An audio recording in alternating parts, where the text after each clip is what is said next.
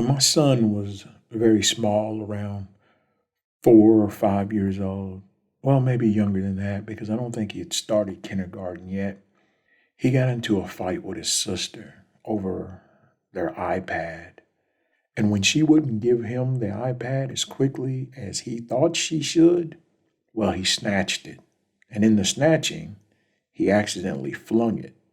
And when it got flung, it smashed against the wall and obliterated into a bunch of pieces.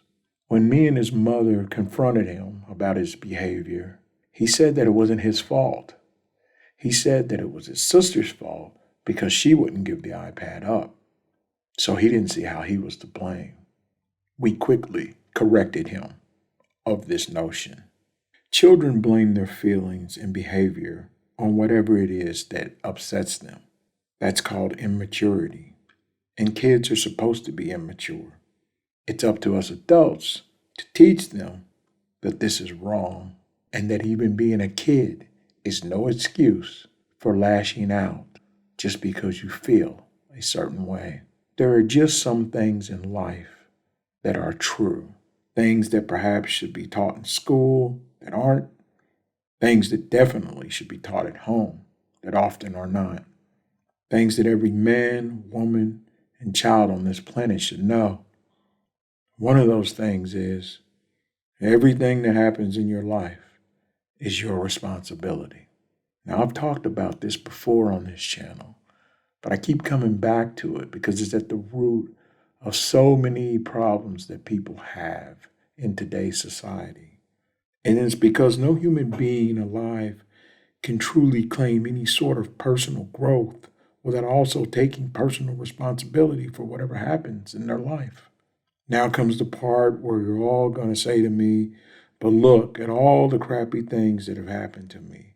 Look at how I have suffered at the hands of others. Look how that tornado came out of nowhere and stripped away my home and all my possessions. What do you say about that? None of that was my fault. How am I to blame? Can you answer that? And my answer is, you aren't to blame. That's my point. Blame and responsibility are two distinct concepts, but we often use them interchangeably. But there are extremely important differences between the two. Blame focuses on finding fault and assigning guilt, emphasizing a negative judgment towards something or someone. Blame tends to dwell on past actions, with the emphasis on punishment and retribution for the things that happened. Responsibility, however, responsibility is about now. Responsibility is about acknowledging one's duties, obligations, and actions in a particular role or situation.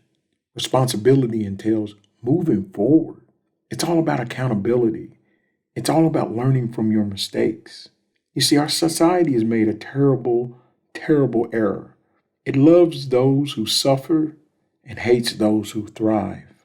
Personal suffering has become a new form of social currency by which we can buy the compassion of arch enablers who pretend to care about us, but are in reality just self-involved status-seeking narcissists. In this life, it is very tempting to assign blame to others for our problems.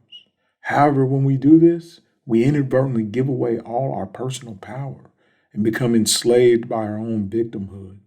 Blaming someone else for our circumstances shifts the responsibility from ourselves to another, making us dependent on them for solutions. My message is that we can reframe our mindset and take ownership of our problem, and this will regain control over our lives for us.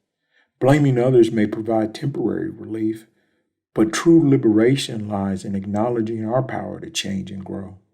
Only when we refuse to be enslaved by blame can we break free and become the masters of our own destiny.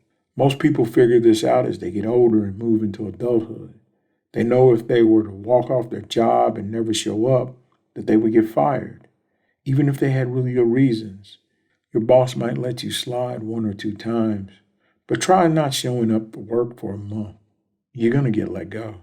So the idea of personal accountability is not foreign to us, yet we fail to grasp it in the realm of our emotion. How you feel about any given situation is not anybody else's responsibility. That lies solely within your realm to deal with, because quite literally, no one else can. Only you have the ability to respond to things that have happened to you. That's why it's called responsibility.